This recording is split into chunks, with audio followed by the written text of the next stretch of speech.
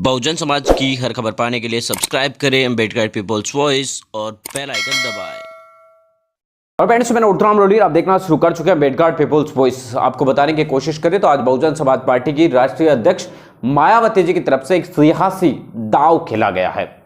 जीत भी और हार भी दोनों ही तरफ बहुजन समाज पार्टी की जीत ही होने वाली है। अगर कैंडिडेट जीत गया तो भी और हार गया तो भी। कैसे, इस बात की पड़ताल करेंगे और आपको एक एक पल की बताएंगे। आज बहुजन समाज पार्टी ने 11 बजे के करीब राज्यसभा के लिए नामांकन विधानसभा के अंदर जाकर भर दिया। बहुजन समाज पार्टी ने अपने राज्यसभा के नॉमिनेशन या उम्मीदवार के तौर पर रामजी गौतम को उम्मीदवार बनाया। रामजी गौतम बहुजन समाज पार्टी के राष्ट्रीय संयोजक है, पूर्व में राष्ट्रीय उपाध्यक्ष रह चुके हैं और वर्तमान के अंदर मध्य प्रदेश, बिहार, राजस्थान जैसे कई राज्यों के वो प्रभारी भी हैं। बहुजन समाज पार्टी की तरफ से यह फैसला लिया गया कि वो राज्यसभा के लिए चुनाव लड़ेंगे। आखिर बहुजन समाज पार्टी ने ऐसा निर्णय क्यों लिया? क्या बहुजन समाज पार्टी के पास ऐसा नंबर है कि वो चुनाव जीत सके? तो ये सोचने वाली बात बहुत गंभीर है, क्योंकि एक राज्यसभा सीट को जीतने के लिए अगर आपको सीधे सीधे चुनाव जीतना है तो आपको 37 वोट आपके पास होने जरूरी है। 37 वोट आपको उत्तर प्रदेश में जरूरत है, क्योंकि उत्तर प्रदेश में 10 सीटें खाली हैं। अगर हम वोट परसेंट जो सीटें हैं विधानसभा की या विधायकों की, उसके हिसाब से देखने की कोशिश करें तो 8 सीटें भारतीय जनता पार्टी के पक्ष में, 8 सीटें जो भारतीय जनता पार्टी है वो अकेले बिना किसी रोक टोक के जीत रही है। एक सीट है वो समाजवादी पार्टी के खाते में जाती दिखाई दे रही है, क्योंकि समाजवादी पार्टी के पास भी 48 के करीब विधायक है। तो 37 में जो विधायक लड़ने के बाद भी समाजवादी पार्टी के पास 11 बच जाते हैं और भारतीय जनता पार्टी के पास जो है 8 सीटें लड़ने के बाद 18 सीटें और रह जाती है। बात करें बहुजन समाज पार्टी की तो बहुजन समाज पार्टी के पास ये नंबर है 18 में से एक व्यक्ति के चुनाव या जो वोट है वो देने की उम्मीद कम जताई जा रही है, जिसमें मुख्तार अंसारी का नाम है।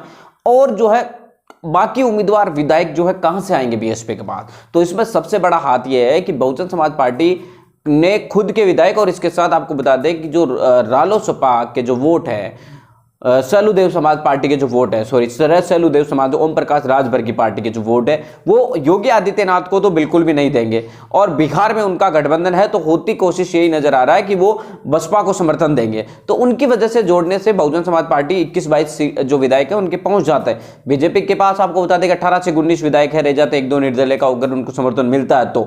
इसके अलावा आपको बता दें कि समाजवादी पार्टी के पास 11 रहते हैं और 6 विधायक है वो आपको बता दें कि कांग्रेस के हैं।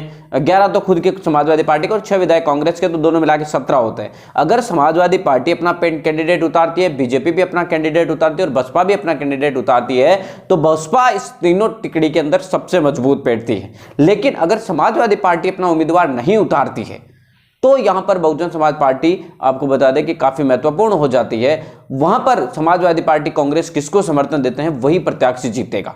लेकिन यहां पर अगर समाजवादी पार्टी और कांग्रेस मिलकर बीजेपी प्रत्याशी को वोट दे देते हैं तो बहुजन समाज पार्टी की राष्ट्रीय अध्यक्ष मायावती जी के पास 2022 में होने वाले विधानसभा चुनाव के लिए एक मुद्दा हाथ में आ जाएगा कि समाजवादी पार्टी और कांग्रेस और बीजेपी मिले हुए, तीनों ने मिलकर हमारे प्रत्याशी को चुनाव हरवाया। अगर ये तीन जो बीजेपी की बजाय ये समाजवादी पार्टी और कांग्रेस जो मिलकर आपको बता दें कि बसपा को वोट दे देते हैं और बसपा का प्रत्याशी जीत जाते हैं तो भी बसपा की जीत ही होगी, क्योंकि उसके पास एक राज्यसभा का मेंबर और बढ़ जाएगा। यानी कि कुल मिलाकर हम देखने की कोशिश करें तो बहुजन समाज पार्टी की राष्ट्रीय अध्यक्ष मायावती जी की तरफ से लिए गए सियासी दांव बहुत बड़ा है और इसका नतीजा क्या होगा ये तो वक्त बताएगा, चुनाव की तारीख बताएगी। लेकिन आज की तारीख में ये बहुत ही बड़ा दांव माना जा रहा है। मिलेंगे किस नए वीडियो नए अपडेटों के साथ, तब तक आपसे लेते विदा। लाइक कीजिए, कमेंट कीजिए, शेयर करना बिल्कुल